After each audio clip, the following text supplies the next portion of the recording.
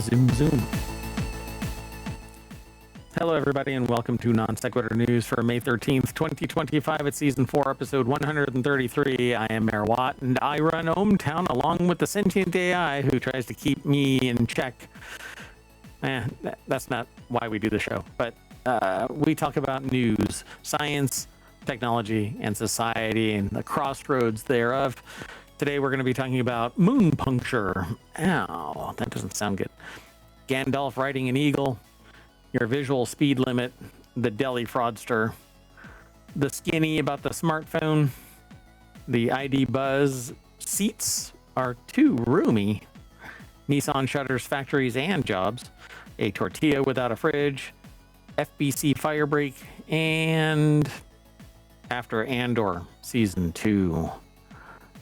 Dun dun.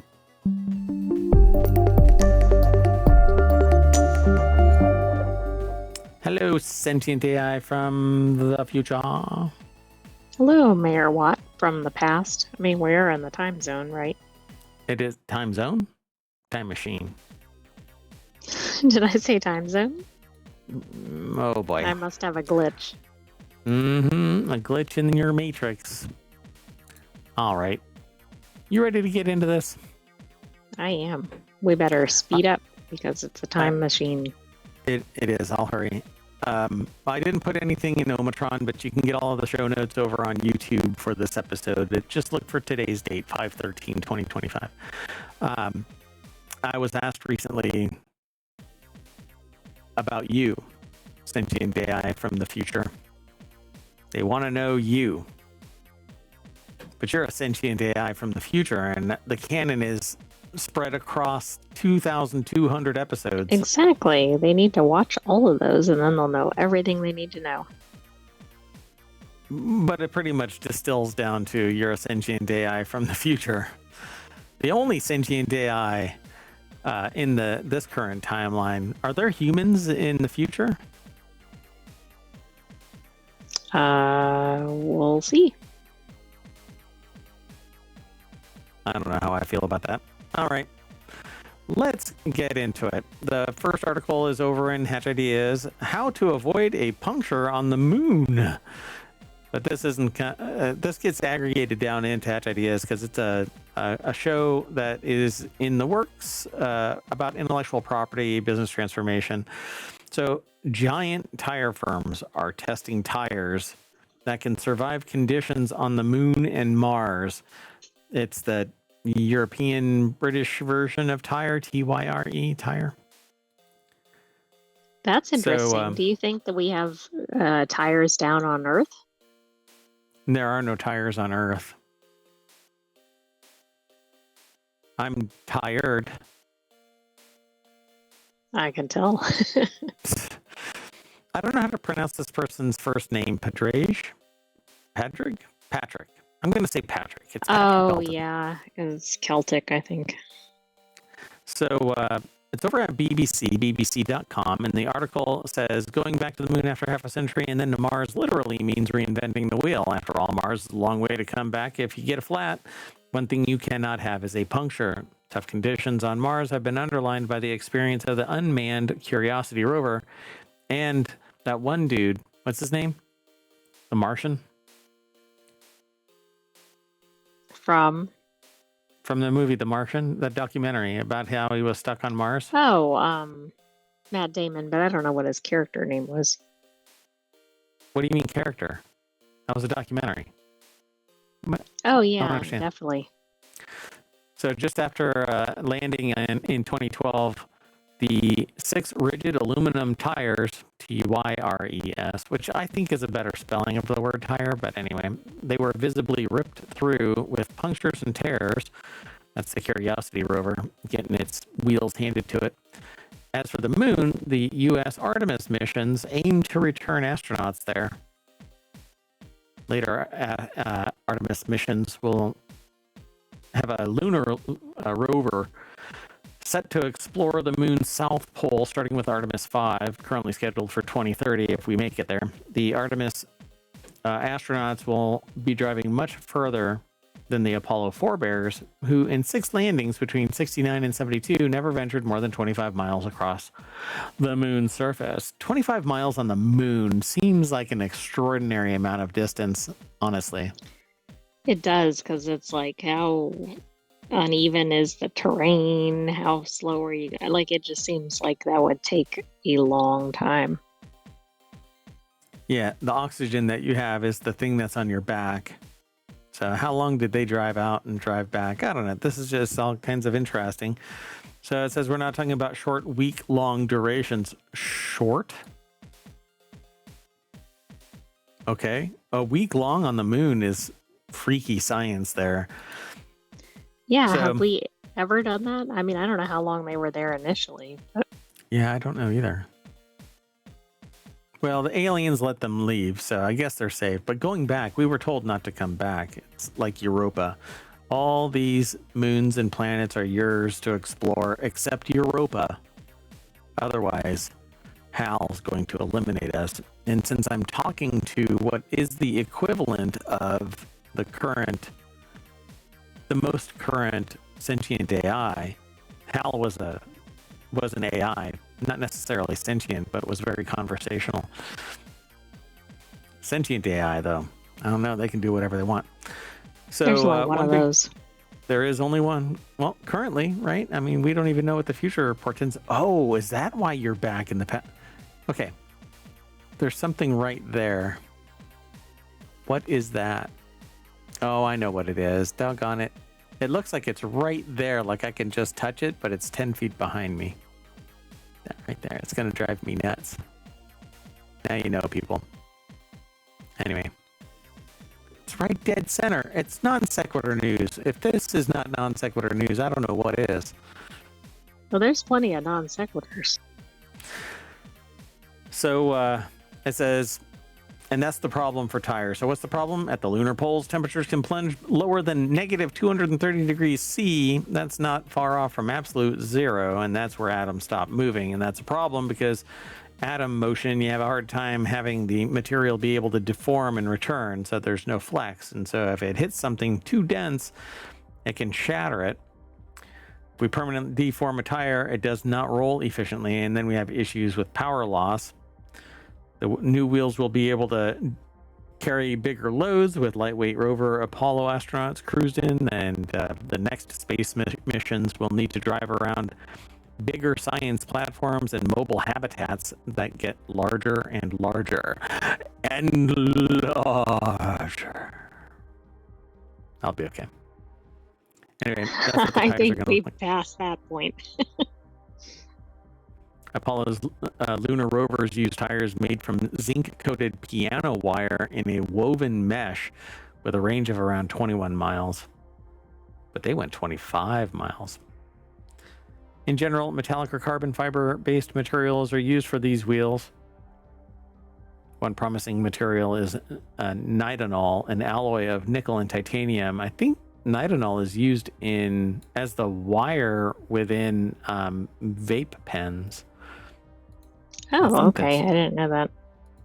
Hold on, let me see. We don't have vape pens in the future. Let me see. Yeah, nitinol coils, sometimes used in the manufacturing of vape pens. Huh. Maybe we can get away from vape pens and go toward lunar tires. All right, so nitinol is potentially revolutionary material, says Dr. Padula, who is a paper version of a vampire, like Count Dracula, but it's a pad of paper. Padula. Yeah, I can see a cartoon of that. Okay. Because the alloy also absorbs and releases energy as it changes states, it may even have solutions to heating and refrigeration. So, yeah, it conducts electricity pretty well and stays intact after high heating. I don't know about the cooling thing. I never used it for cooling, but anyway. However, but Mr. I don't know. Barthet, I mean, is cooling a problem though? Well, yeah, that's the really big problem is on the poles, the cooling is going to get down to near absolute zero, and that can deform a tire, and then it stays deformed until it gets to Oh, I somewhere it can. misunderstood what you meant. Yes, that is Yeah, very much a problem, but I was thinking of it in the reverse. yeah, because with this Like you nitinol don't want to stuff, cool I'm not down sure. things there. Yeah. Yeah. So nitinol is potentially revolutionary. Thinks that the material closer to a high performance plastic will be more suitable for tires that need to be able to cover long distances on the moon. So they're coming up with different ways. Bridgestone has meanwhile taken the biomimicry approach by making a model of the foot pads of camels. Camels have soft, fatty foot pads that disperse their weight onto a wider surface area. And it's, if you've ever watched it, when they put their feet down, it kind of oozes out. And when it deforms something that's flexible, like the sand, it kind of makes It a little almost like makes it more squish. sturdy. Yeah. It allows it to compact around it and makes a little cup instead of just driving straight down. If it's too rigid, then it doesn't ooze out, right? And so it just drills a hole in the sand.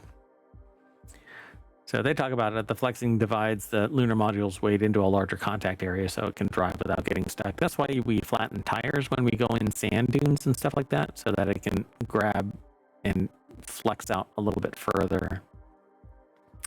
So pretty cool. There's some information here. There's quite a bit of information in this article over at BBC. But if you want to find it, you're going to have to go over to read the show notes over on YouTube. Are they going to have like auto repair shops on the moon? Eventually, going to have everything because they're going to have to repair everything. They're going to have to fabricate stuff. So you're going to have like moon welding and You think we'll have moon 3D printing. skylines on the moon? Yeah, eventually.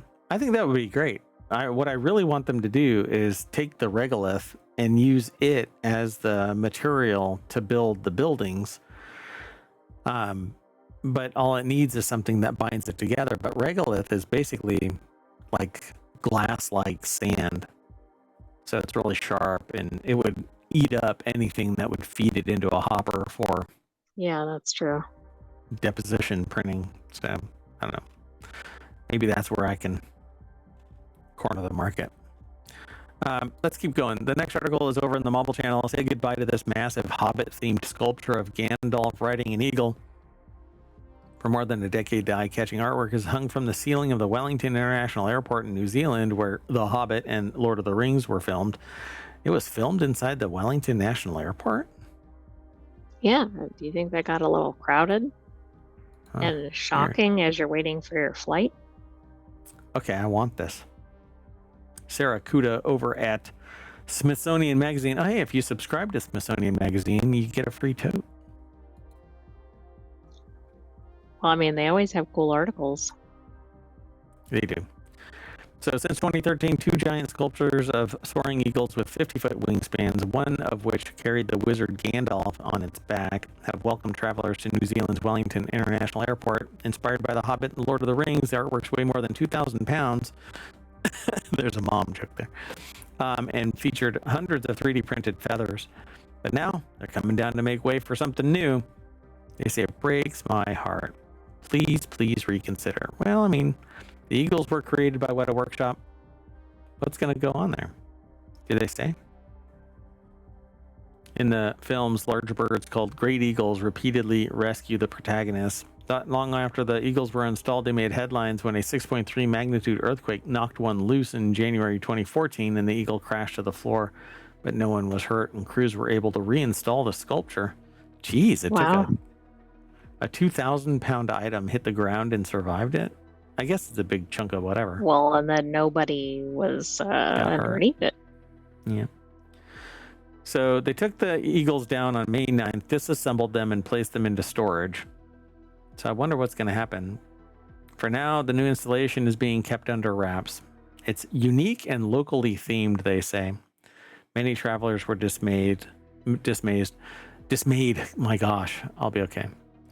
Okay, so it kind of sucks because they're saying that this is un-New Zealand. Come on. Well, it seems like one of these things that people would really go out of their way to see. Yeah, but maybe we need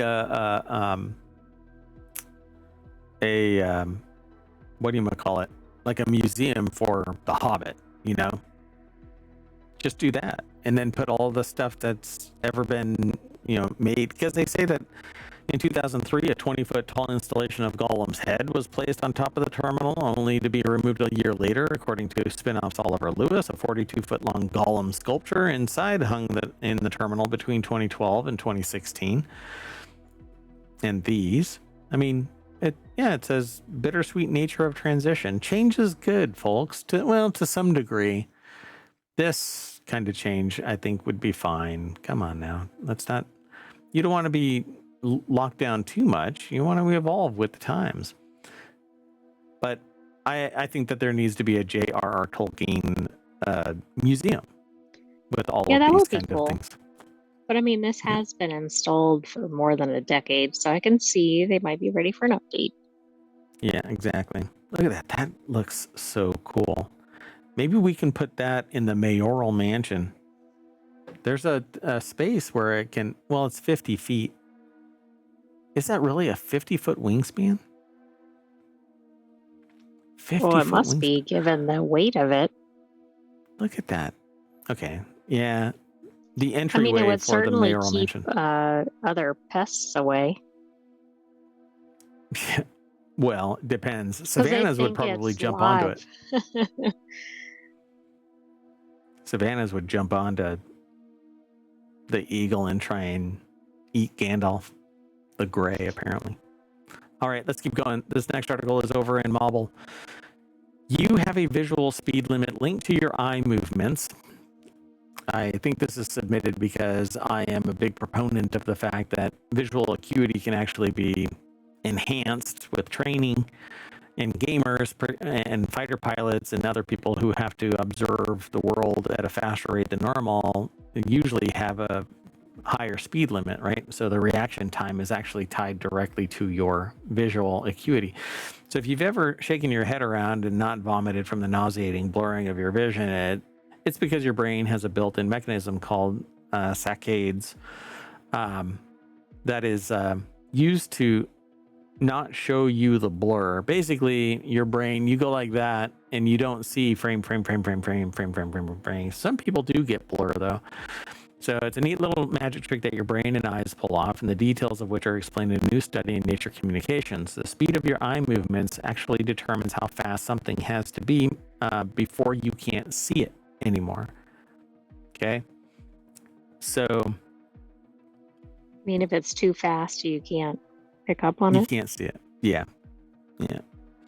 And so that's why I'm a big proponent of high-speed monitors, right? Fast refresh rate monitors, because you only absorb as much information as your eyes can actually handle. And it's different for different people, right? So if I'm a gamer, I might be able, and I play first-person shooters, I might have a higher speed than somebody or children, and somebody who doesn't game, or children.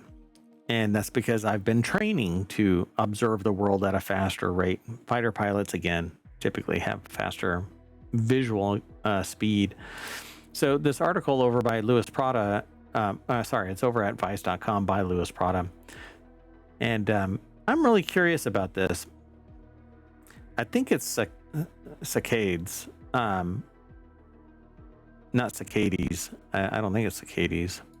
Let me see something real quick, because I haven't heard this term. Yeah, I'm not familiar with that. So, saccades are rapid, jerky eye movements that direct the gaze to a new point of interest. And I've never heard it referred to as that, only because I'm sure that I've heard it, but I've tuned it out as a thing. But when your eyes, so there are times where we track where your eye movements are so that we can see what you're looking at. And VR in particular tracks this regularly nowadays. But your eyes you think that your eyes are looking smoothly from one point to another, but that's not what happens. Your eyes are actually going dunk, dunk, dunk, dunk, dunk. Right, and don't you see some of that when people are streaming themselves? Yeah, and you actually see actors doing that where their eyes are bouncing back and forth. Sometimes they can train that into themselves, but yeah. Where else do you think you might see that kind of stuff? Yeah, I don't know. I'm I trying to don't figure know. I out mean, where. somebody that has to be like a race car driver or somebody who's like got a lot of quick moving things, maybe. Back in the day, people used to look at the stock tickers, and there were typically two different places. And people actually developed a syndrome where their eyes would bounce back and forth between the two tickers, so that they could actually see when they need to move something, right? They need to buy or sell. It was quite fascinating to see the reports about that. Well, lead researcher Martin Rolfs from Humboldt University explains that it's not just the inner workings of your eye that set your vision's limits, but the way your body moves also has some say in the matter. When your eyes track something moving at the same speed and direction as your saccades, it becomes invisible. Your brain just assumes that it isn't important. That's basically your base animal instinct, because if it isn't moving towards you, it's not a threat. So if it's just sitting there, this must be like similar to this, like when you blink and something gets closer, or when you blink and something is moving, but it's not really moving while you are Like you looking at don't it. witness it, or you don't Yeah. think you witness it. Yeah. Yep. So when your when your eyeballs track something moving at the same speed and direction as your saccades, it becomes invisible. Unfortunately, according to Rolfs, the scientists who study how we move and ones who study how we see are rarely, if ever, in contact with one another. In this instance, they would make the perfect pairing, but good luck getting them in the same room together, is what this article is saying. But they don't go into any detail in this article, really. They link to the study in Nature Communications, which I'm going to end up reading so that when we talk about this another time, and we will, eventually, we'll talk about the upper limit of human vision, because there are 240 hertz monitors, and there's 120 hertz or 144 hertz monitors, and there's 60 hertz monitors. Yet we record at 30 frames per second, or 42 or 60 and other high speed frames. But the interesting thing about this, besides the fact that we've talked about this before, is the idea of this is directly in line with my idea, or my analogy of it being a flip book. Your vision is a flip book. So if you have a flip book that when you flip the flip book in line with your inbuilt saccades, then you wouldn't see anything except static images, not something flowing. You would just see a tick, tick, tick. But if you get something like a 240 page book, you might see, well, you will see more, because your eyes are always absorbing everything. It's your brain that's filtering out stuff. Well, yeah, I mean, that's the weird thing, right? What you're seeing is not necessarily what's happening, or not in the same way. Yeah, it's pretty neat. All right. We'll have to keep on going. This next article is about a $100 million New Jersey deli fraudster. Won't care about the name, but they get 6 months in jail. The son, a former fugitive, is due to be sentenced later in the day, and this was a couple of days ago, which was also involved in a shell company. So what was this whole thing about? Dan Mangan over at CNBC put the article together. So Junior was sentenced to 40 months in prison for his involvement in the notorious $100 million New Jersey deli fraud. His father, That's a lot Senior, of sandwiches. Yeah, that is a charcuterie that was really expensive, and not only $100 million, but 40 months in prison. Yikes. So Senior was sentenced to 6 months in jail for the scheme, which also fraudulently boosted the share price of a related shell company, E-Waste. Vanderbilt and Duke Universities both invested in ohmTown International, the deli owner company, which was formed by the senior and his son and a third defendant as a merger candidate for private firms. This is all weird. That sentence totally broke my programming. Yeah, towards the end. Yeah. So the deli was owned by senior, junior, and a third defendant. But the way that sentence is written is almost like somebody put it in a blender. So Yes, here's exactly. the rule. It's a jumble and you have to figure out the real sequence. Yeah. Here's the deal about this.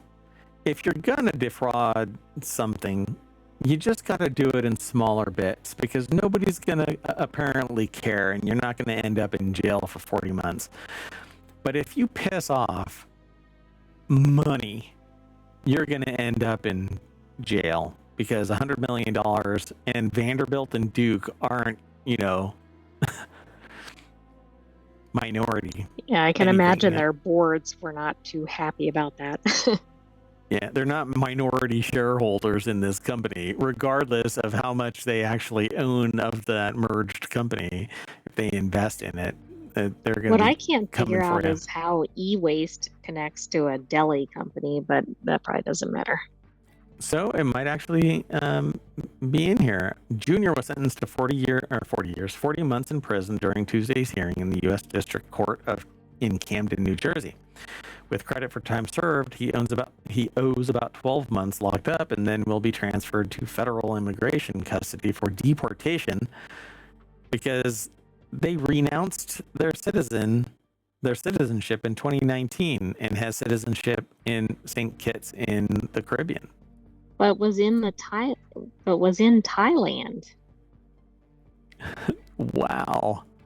This is a pretty elaborate thing, right? Wow. Yeah, so they were actually attacked in a Thai prison while awaiting extradition. I mean, when you think of extradition, do you really think of deli fraud? This is pretty spectacular, right? So ohmTown International ended up having a market capitalization of more than $100 million, despite owning just a small money-losing deli in South Jersey. The Cokers and the two defendants and a third person admitted to the scheme, which was designed to make both companies attractive candidates for mergers with private firms. And the third person, is due to be sentenced in June. So they basically pumped this thing up and people invested in it, but for a deli, it's kind of ironic because they cooked the books so that it appeared to be bigger than it was. Yeah, and then the third person is involved because they were a merger point of contact, so they were probably winning on both sides. Yeah. So interesting. So they're really kind of hammering on the issues with the Thai prison in this and how everything was bad, but and that the person was an alcoholic who was drinking a bottle of booze a day and had cirrhosis of the liver and all of that kind of stuff. I mean, yeah, I understand that is really horrible. How that plays out into the sentencing, I just don't get. Well, I suspect if they're elderly and have already been in a Thai prison and are in poor medical shape, maybe they'll reduce the sentence or something. So how did this dingbat ohmTown deli in Paulsboro, New Jersey get valued at over $100 million, but it was a single... But that's the thing. I don't think it was like a deli, right? And that's why I thought it was weird, because e-waste doesn't even sound like it's in the same industry. So maybe it owned the deli, but maybe it was purported to be doing something else. I don't know. Yeah, so I'm scanning the article to see where the article actually mentions e-waste, but I don't quite see where it is.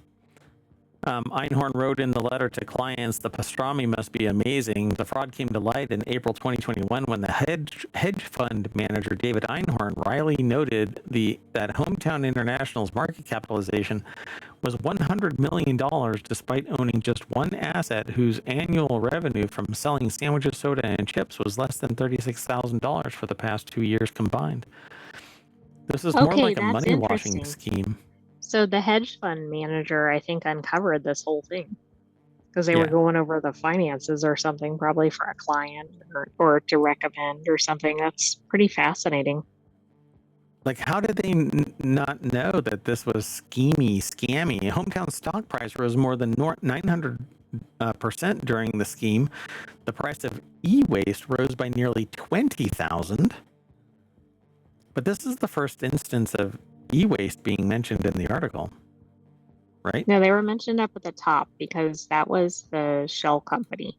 And I said I Right. didn't understand how e-waste was connected to a deli. Yeah, it's a web of questionable connections between ohmTown and e-waste, as well as prior criminal and civil court cases of the whole group. So basically, I don't know what drove up the prices of this. Wow, 4 years before, the third party in this was barred by the broker-dealer FINRA from acting as a stockbroker for failing to satisfy an arbitration award of more than $753,000, violating securities laws, unauthorized trading for churning a client's account. So that right there is basically, it seems like they're laundering money kind of a thing, you know? I mean, it's just Yeah, this weird. seems like there's so much going on in this article that it makes you think there's more that's not in this article. Yeah, basically, the scam, which ran from 2014 to 2022, coordinated trading of stocks of the companies, creating the false impression of demand for the shares that traded on OTC Marketplace. So essentially, they used a bunch of shell companies that were probably owned by e-waste to buy shares and sell them, pumping them up, and then people noticed this. Oh, okay, like creating false demand and Others, then okay. correct. I'm not sure what the term is, but yeah, Yep. like exuberance or whatever. Irrational exuberance. Yeah. So interesting. Very, very interesting. Okay, let's keep on going. This next article is over in Technology Today. Do you want a skinny smartphone with worse battery life? Because that is really what Samsung and Apple are trying to tempt you with. Slim smartphones with some Is this glaring compromises, shrinkflation they say. again? Yeah, essentially, you're going to have a thinner. The new Samsung phone is thin, like really thin. Not thick. Samsung on Monday. It is not thick. I would rather have a thick phone with a bigger battery than a thin phone and not make it through the day. You're trying to make a phone call and it's like you try to dial it and it's like nope. Yeah, I got 10 seconds. Battery's dead. So the trade-off of this $1,100 and up phone is that it's thinner and lighter than its comparable models. Samsung's Galaxy S25 Edge has a less powerful battery. Less power-filled. Less powerful, powerful. 2 L's. Less full of power. Yeah, so if you say less powerful and it has 2 L's, then it's okay. But this powerful is like strong, right? But No, because it's less. Oh no, now my brain is hurting. I'm really dehydrated. Don't tell me to think too hard right now. It's not working. Anyway, I think that this is an interesting discussion. Maybe you can let me know what you think in the comments over on YouTube, because there are no comments on Twitch except for the VOD, and the VOD's going to disappear in 60 days. So leave a comment over on YouTube. Thanks, Twitch. Thanks, Obama. Get it together, Twitch. The next article is over in 4-Wheel Tech. The Volkswagen ID Buzz recalled for third row seats that are too roomy.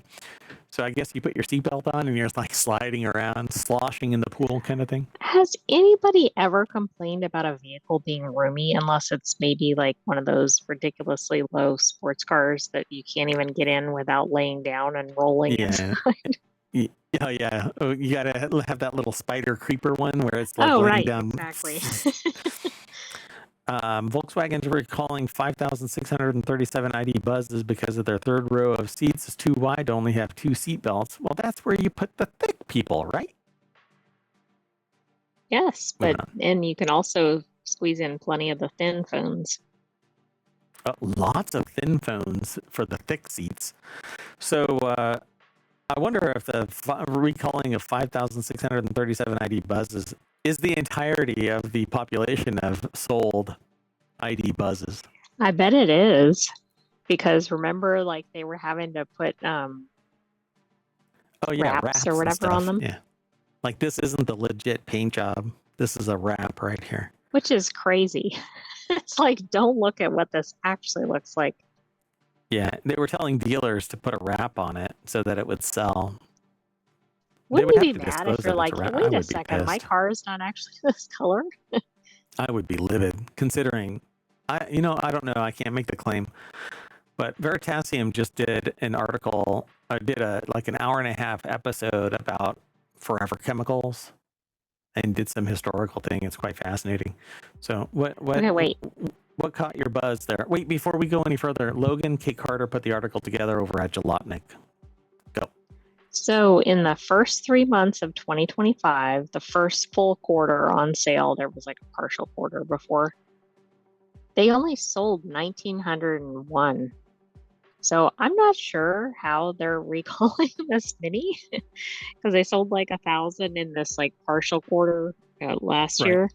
Maybe they sold another, 1,500 or whatever in the second quarter, but this sounds like all of them, like you said. So they also had another recall for an incorrectly displayed warning light that can fail to alert the driver of critical safety information. The brake system warning light may be incorrect symbol and color and thus fails to comply with FVMSS 135 and 101. Considering that Volkswagen took an additional 2 years between releasing the ID Buzz in Europe and releasing it in the United States, it's surprising that such seemingly straightforward federal motor vehicle safety standards were not considered. So VW will install trim pieces to decrease the width of the seat cushion. Those? Okay, that So is just odd. they're gonna Ozempic the seats. I mean, GLP-1s are hot right now.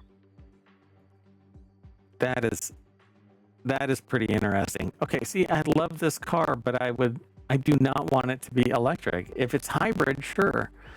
I want to be able to put gas inside the car and have it charge batteries so that I can drive it way beyond what it's doing on pure electric, because what drives me nuts about this is the 6-hour charge time. That's the only beef I have with EVs. The never-ending charge. Everything else about them seems good. Well, except for the prices. Yeah, they're slowly coming down. Oh, never mind. So until at least your battery goes dead in 10 years, and then you've got to... But who keeps a car for 10 years? Come on, right? They're just... Yeah, but who's going to buy a used car in 9 years because you're like waiting for the battery to die right after you sell it? Where's that mute button? You're not supposed to say the quiet part out loud. What? You're supposed to just blind everybody with BS so that they buy EVs. Wait, but we're not selling EVs. I've got stock. Just kidding, I don't. So there has been no recorded field claims of any safety issues on behalf of owners of affected buzzes regarding their van's extra spacious third row seats. Dealers have already been notified of the recall, and owner notifications are expected to be mailed out in June. So here you go, folks. Put the thick people in the back of the ID Buzz. Let's keep moving. Nissan is shutting 7 factories and cutting 20,000 jobs worldwide. I don't know. Oh, it is the car maker. Oh, Slumps. but are they cutting? Oh, never mind. Wrong manufacturer. Yeah, wrong manufacturer. I saw the gears working on that one. So Slowly. as it slows down, it says slims down production like an ID Buzz third seat. Nissan will make another 11,000 job cuts after 9,000 job losses in November, collectively reducing its workforce by 15%. And the decision will affect staff and contractor jobs across manufacturing, sales, administration, as well as research and development.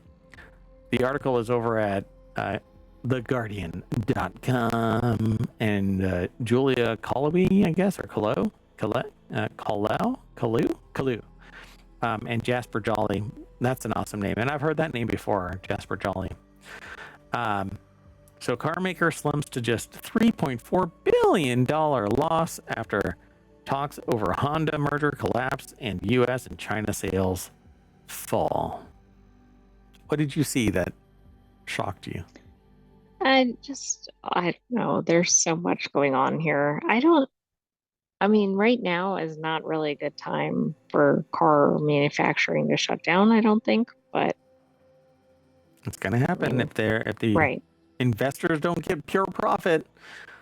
All of the people that make it actually function as a business going to get fired because the investors have to make way more profit quarter over quarter.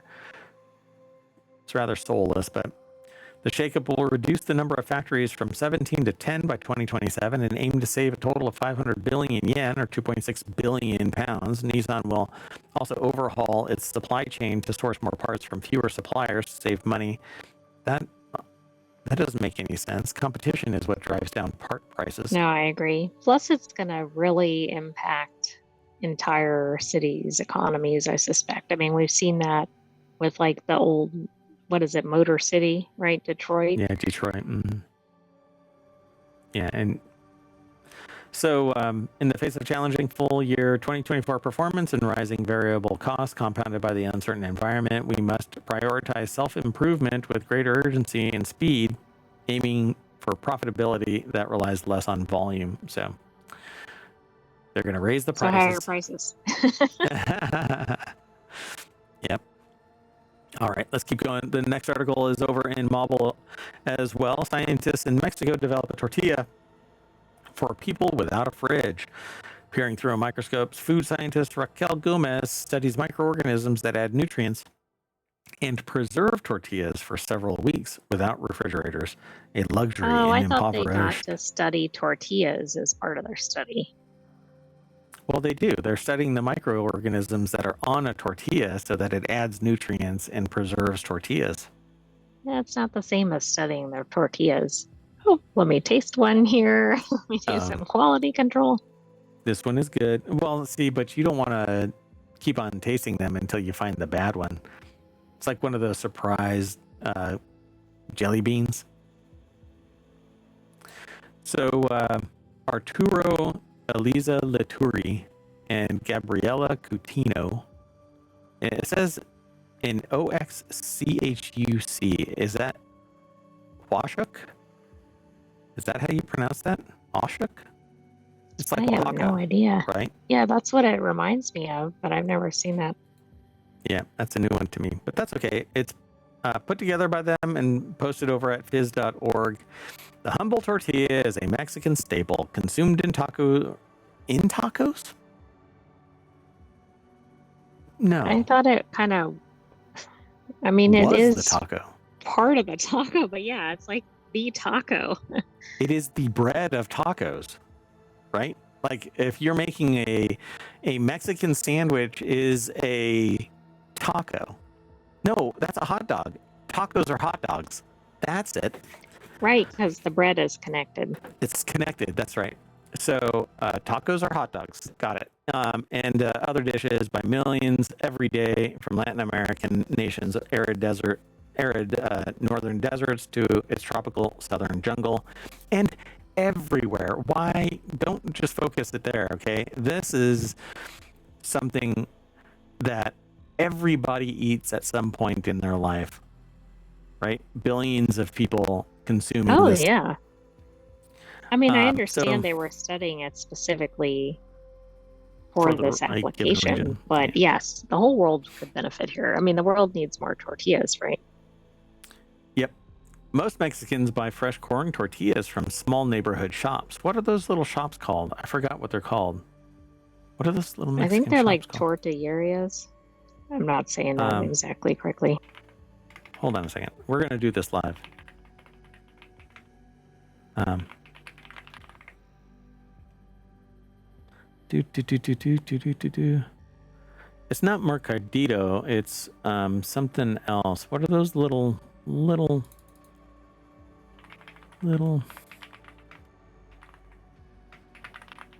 Oh, Yeah, what are they called? can't think of the Tiendita name. or Tienda, right? Little Mexican No, shop that's can be just referred shop. to as a. Oh yeah. What is it? There's a whole thing. I thought Are you a thinking of whole. something like Panaderia, like a bakery? Which I don't really think of for No, tortillas. no. Yeah, I don't know what I'm thinking. That there is a term, but I can't really find it really quick. So the wheat flour version developed by Gomez and her team contains probiotics, live microorganisms found in yogurt and other fermented foods. As well as the nutritional benefits, the fermented ingredients mean that the tortilla can be kept for up to a month without refrigeration, much longer than a homemade one, according to its creators. See, but the problem is that it's not homemade then. And so the little shops aren't going to be selling these things from neighborhood suppliers. I think that's what we really need to get down to. We need local production for a given region, but we need food safety that monitors it to make sure that it is safe. So, I mean, there should be a whole like This is almost like a agricultural program where they like teach you better methods or whatever. They almost need to do that with the tortilla makers. right, yeah. This is how you do it, and this is what you put in it, and this is the volume at which you put it in, and so it was developed with the most vulnerable people in mind. Gomez, a professor at National Autonomous University of Mexico, or UNAM, told AFP in her laboratory nearly 14% of children under 5 suffer from chronic malnutrition in Mexico, according to official figures, which is really fascinating. There's enough there that everybody should be able to be fed without a doubt. But I Right, mean, and just had something healthy. Yeah. yeah, your audio got a little weird. I don't know. Don't worry about it. We'll see if it recovers. Anyway, like most of our neighbors in the town of Huachuk, I think, or Huachuk, in the southern state of Chiapas, right? It's not Chiapas. I think it's Chiapas. Yeah, Chiapas. Sanchez has no refrigerator, so she uses the methods handed down by her indigenous Tzeltal ancestor. So my mother taught me, and my grandparents always do it this way. So got to get rid of the. If you don't have refrigeration, then you have to find alternate ways. We've done this for millennia until refrigeration was found, and we had scientific problems with scientific research-based problems that were manifesting in people's lives. Like people were like passing out and dying and stuff like that from the way that refrigeration came into existence after ice was being manufactured and ice was being carved from mountains and brought into various regions and stuff like that.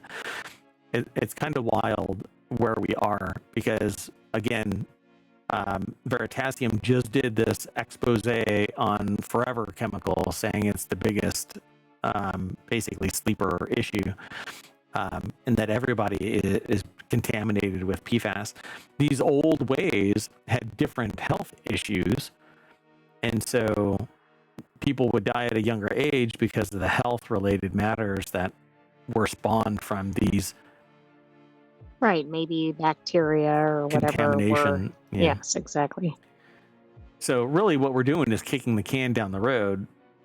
This modified corn tortilla while it can last longer, is it really going to be, is it just as good, just as healthy? Can you trust it? Why not just make it fresh regularly? Right. I mean, I guess if it provides enough nutrients, it's inexpensive to do this, etc. Maybe it's a win-win. Yeah, so they say that their prebiotics are found in higher fiber foods to feed probiotic cultures and produce compounds beneficial to health. And thanks to the fermented ingredients, no artificial preservatives are needed in the laboratory developed tortilla. That is another benefit because such additives have potentially toxic effects. See, that's what I was saying, that we're kind of kicking the can down the road. And while this might not have X, Y, and Z negative impacts, there might be something else that we don't know about. Again, we go back to this little thing that I saw today about forever chemicals.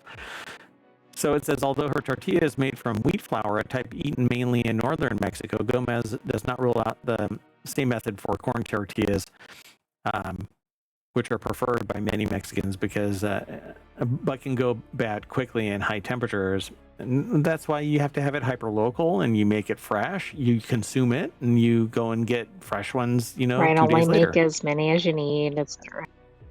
Yeah. So the researchers patented the tortilla in 2023. UNAM signed a contract with the company to market the food, but the agreement fell through. And that right there is kind of the problem. While the research has been done, the profit motive is going to keep it out of the hands of people that need it. So really, what is the issue here? One of the most commonly used additives in processed wheat flour tortillas is calcium propionate, which is considered harmful to the colon's microbiota. Artiaga said, and really anything that you can't just, well, I don't know, there's a little bit of everything that seems to be harmful to something somewhere. But Yeah, it's kind of hard to get away from all toxins. And of course, there's naturally occurring toxins, but we tend to put them in higher concentrations sometimes, depending on what we're doing. yeah, and sometimes they're really bad, even at lower ones. So let's move on. The next article is over in the continuity report. FBC Firebreak offering a chance to try the game early, and signups are now open. Upcoming first-person co-op shooter FBC Firebreak is hosting a technical test ahead of its full launch that's accessible by invitation only. It's a Control spin-off that has players assume the role of a firebreaker in the Federal Bureau of Control, tasked with keeping a hiss invasion at bay. Firebreak game features plenty of Control's signature paranormal elements, including an evil sticky note enemies and deadly piggy banks. I won't go too deep into this. Kyle Gratton over at ScreenRant.com put the article together. So I completely like the description of this. Yeah, Control is kind of this paranormal game, and with this FBC Firebreak side, it becomes a first-person co-op shooter. I haven't played it yet. It says signups for the closed technical test are now open on the FBC Firebreak website via Eurogamer. I don't know if we pay attention to Eurogamer all that much, but maybe we should. The technical test will be available on PC via Steam, PlayStation 5, Xbox Series X and S. All you have to do is enter your email and then input the verification code sent to it. If you're selected, you'll receive an email confirming your invitation. FBC Firebreak's technical test will run from May 15th, so tomorro 2 days, because today is the 13th. May 15th to May 19th, and is hoping to test matchmaking and balancing primarily. So it's a first-person shooter, but it's gonna be competitive. It's not gonna be how do I put that? Oh, like so you can team up? Yeah, but when they say matchmaking, like I don't know. Yeah, you're gonna form a team. The matchmaking is going to be based off of past performance. We'll see how this actually plays out. Maybe I'll get into it and noodle around with it, but it's really not my kind of style of game. They want to do this tech test on all available platforms because crossplay is available. They say FBC Firebreak is Remedy Entertainment's first game following the 2023 horror opus Alan Wake 2. That got rave reviews. The co-op shooter is also notable, and notably the developer's first self-publishing venture. Remedy has issued live service monetization. Additional content will be free. So they're trying to do the No Man's Sky kind of thing. You pay it once and that's it. I don't know how games like that survive. Yeah, I don't know. No Man's Sky seems to have been, they've got like some golden goose somewhere that's paying the bills. Because maybe it's because there aren't a lot of investors in the No Man's Sky company. And so the profit motive is lower because they don't have somebody just sucking the lifeblood out of the system through greedy vampire teeth. Anyway, Firebreak takes you deep into the oldest house, to the front lines of the Bureau's war against the Hiss. So the Hiss are an evil force intent on invading the oldest house. The FBC Firebreak focuses on the Firebreakers' effort to thwart the entity. The first-person shooter features missions taken on in teams of 3 with weaponry ranging from traditional to more imaginative firearms like a hand-cranked Gatling gun that shoots blobs of goo. Is that it'll a be spoiler interesting alert? to check. I don't know about that. Yeah, maybe. It's a goo gun. Bloop, bloop, bloop, bloop, bloop. Hey, let's go on to the last article. Why there's only one live-action Star Wars TV show coming after Andor Season 2. After Andor Season 2, Star Wars has only one more confirmed live-action TV series in the works, representing a major shift in the franchise. Since Disney Plus launched in 2019, I cannot believe Disney launched only 6 years ago. Star Wars content has focused. Say that again? It was the before time, so we've been in a time warp. Oh, yeah. Yeah, but that happened right before the before times? I can't... It seems like that whole... I thought it was around for like 10 years or more. Yeah, me too. I mean, there's Apple TV, then there's Disney. I always merge the two together because they're so tied together. I do too. So it was originally conceived as a movie franchise, only later adding animated Star Wars shows to its roster, like Star Wars: The Clone Wars and Star Wars Rebels. So this last article is over at ScreenRant.com. We are 2 episodes at least, right? There's only this last tranche of 3, right? I believe so. Yeah. So with the debut of The Mandalorian on Disney Plus's flagship show, the Star Wars structured its narrative changed dramatically. Within a few years, the New Republic era became a focal point of the Star Wars timeline, with viewers forced to watch multiple TV series to understand the full scope of the new Mandoverse story, as well as the upcoming film The Mandalorian and Grogu, Star Wars' first theatrical outing in 7 years. With multiple reported and confirmed Star Wars movies in the works, live-action TV seems to be the last thing on Disney's mind. So what's changed? I don't know. Changing Ahsoka audience, Season 2. maybe? Yeah, I don't know. Let's see what they say here, right? Ahsoka Season 2 is the only confirmed live-action TV show in production after Andor Season 2 finishes on Tuesday, May 13th. What? Yeah, there's 2. It's because they're released in 3 batches, so there are 12 episodes for this season. Oh, okay. So you were correct when you said you have 2 left. Yeah, so the way that I read this, it was like Ahsoka Season 2 is ending, but it's Andor Season 2 that's ending, and Ahsoka Season 2 is starting shortly thereafter, I suspect. So not even Mandalorian, arguably the most popular the most popular Star Wars live-action TV show, has been confirmed for Season 4, with Din Djarin and Grogu's story will instead continue in cinemas in 2026. Ahsoka Season 2 has a lot to live up to. So the Mandalorian and Grogu, they built it up so much that it had to go big screen. But this has to be an interstitial period of time between 3 and 4, because The Mandalorian season 4 has been confirmed, right? No, it's saying it hasn't. No, it says it has, right? Not even The Mandalorian, arguably it has been confirmed for season 4. It Yeah, has that's not right. been. So it has not been. Yeah. Huh. So I guess we'll have to wait because this will hit the movies and then we'll have to see if it does well in the theaters, but not so well that it only goes into movies. Into theaters, you mean? Or Yeah, only into into theaters. movies and no Into TV movie shows? theaters. Okay. Yeah. Yeah, you don't want it to go just hardline into into movies. You want that live action. See, I want the live action. I want the TV size. I don't want to have to go to a movie theater to watch it, and I definitely don't want to wait. The TV is better, although I'm looking forward to the Mandalorian movie, but the TV is better because it better develops the stories, the plot lines, the characters. Yeah. Plus, it gives you something to watch on a recurring basis. Yep. Pull your head away from what's going on in the real world. Hey, watch Reality Hacker.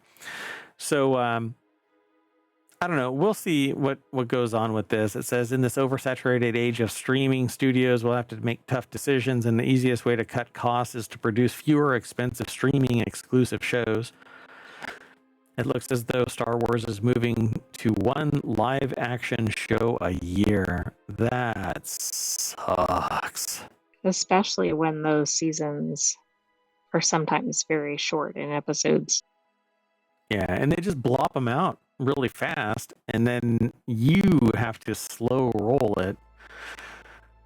I don't know. I can't believe that I'm actually sitting there going, I want more shows that are dropping once a week so that at least I have something to look forward to the next week. Because you can easily binge watch 3 episodes in a night, you know? Right, and then you're like, well, now there's nothing. Yep.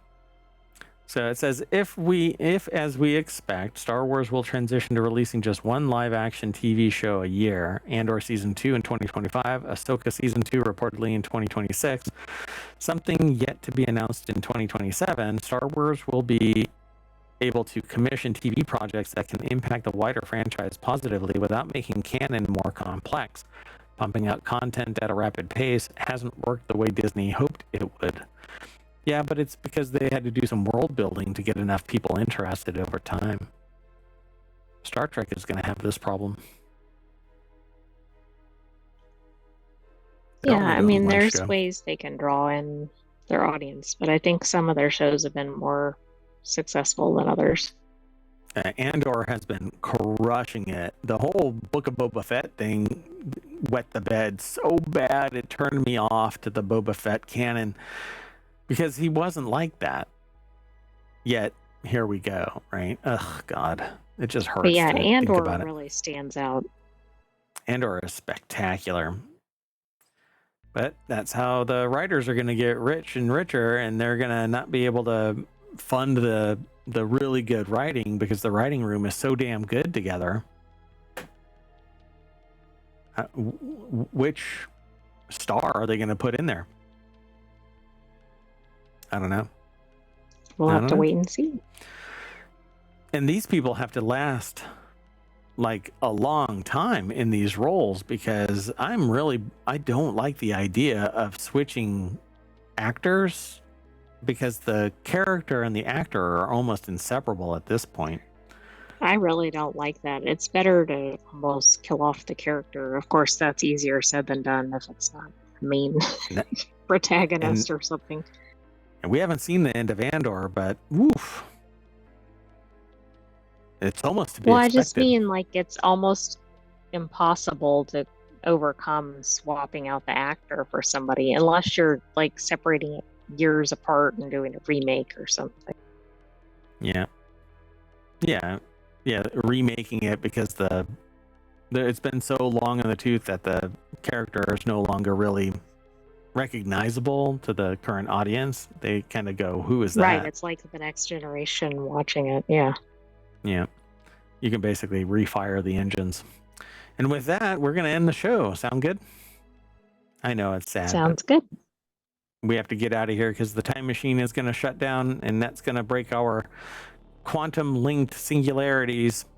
So we're going to fire our laser cannons, and that's going to bring us back to the front page of ohmTown.com, where you should go and sign up and become a citizen. But with that in mind, I'm shutting down, and I'm taking the AI with me.